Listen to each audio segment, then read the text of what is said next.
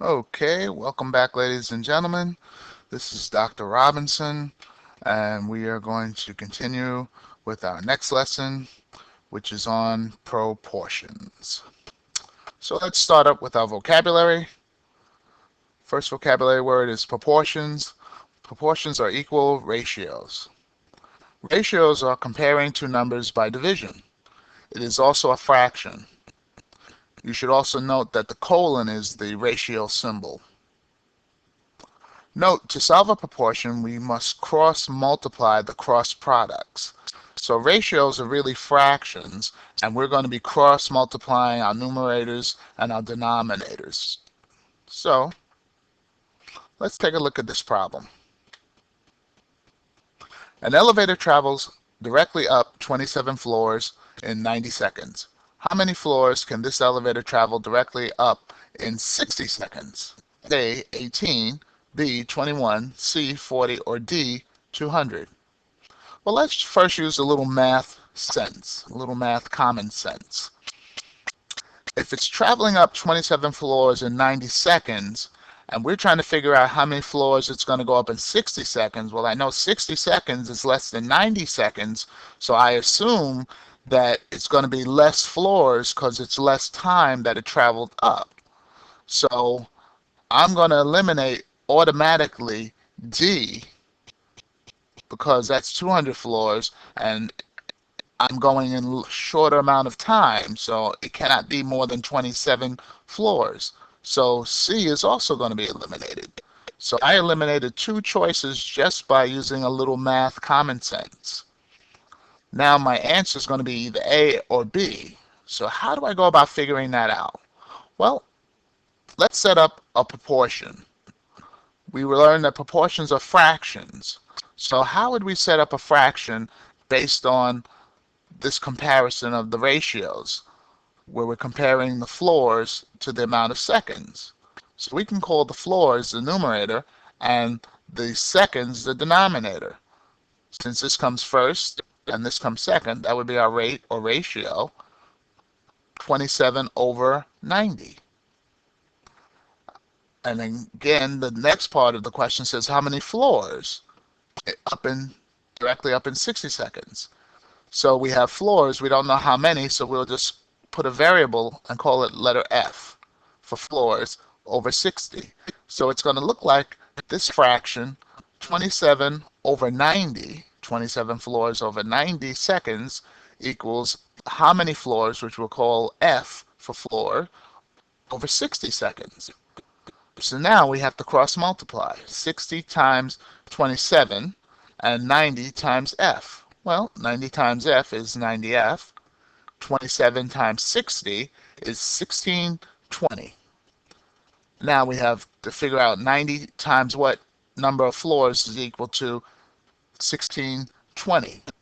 So let's divide both sides by 90 and we'll get F is equal to 18.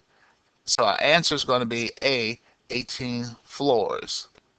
So far, we used proportions to figure out how many floors we can go up in how many seconds. So we have a rate or ratio, and we compared it to another ratio, which are equal. So 18 over 60 would equal to 27 over 90.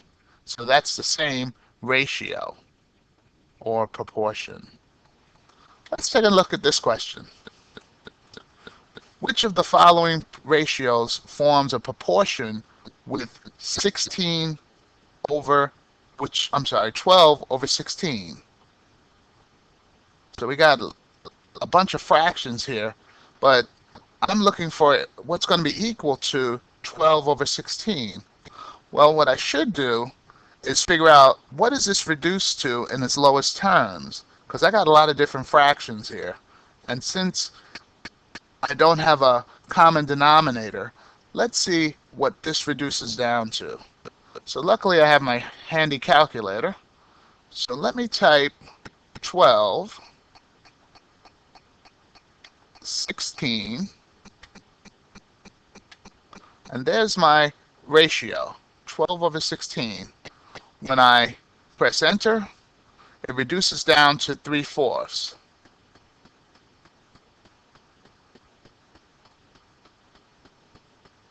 So this is really 3/4. So let's just keep that somewhere. Put that over there. So what we're shooting at, we're trying to see which one of these fractional answers is equal to 3/4, because 12/16 is 3/4. And if we cross multiply 4 times 12, that gives you 28, and 16 times 3, that gives you 48. So we know these are equal fractions or proportions. So since I still have my trusty calculator, let's use it. So let's clear that out of there and see which one is equal to 3/4. So let's type in 8 fraction bar 12. See what that is equal to. That equals 2/3. That's not it. Let's try 16/20. So 16 20th. And let's see what that equals. 4/5. So that's not it. So we're again are looking for which one of these fractions is equal to 3/4. Because we remember that 12/16 is 3/4. So far, we don't have it yet. Well, it's got to be either C or D, so let's keep typing.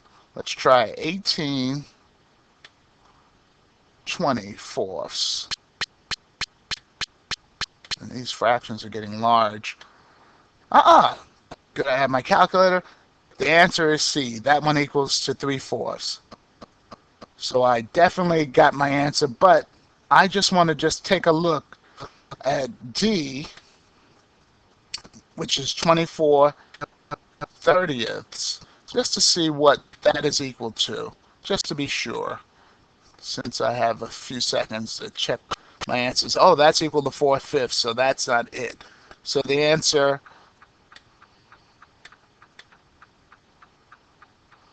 and let's drag this out so we can see this.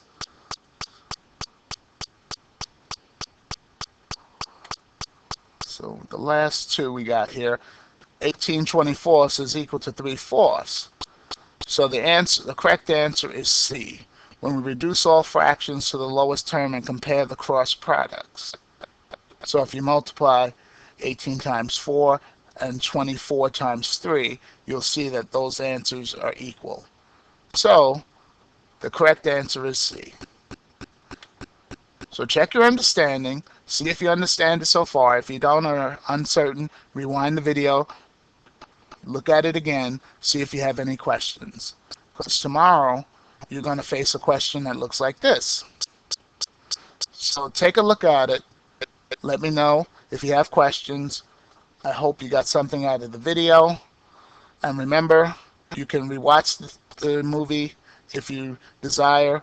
Please write down any questions you may have, bring them into class on the next day, and we'll be glad to discuss them with you. So again, this is Dr. Robinson. I hope you enjoyed the movie. See you in class.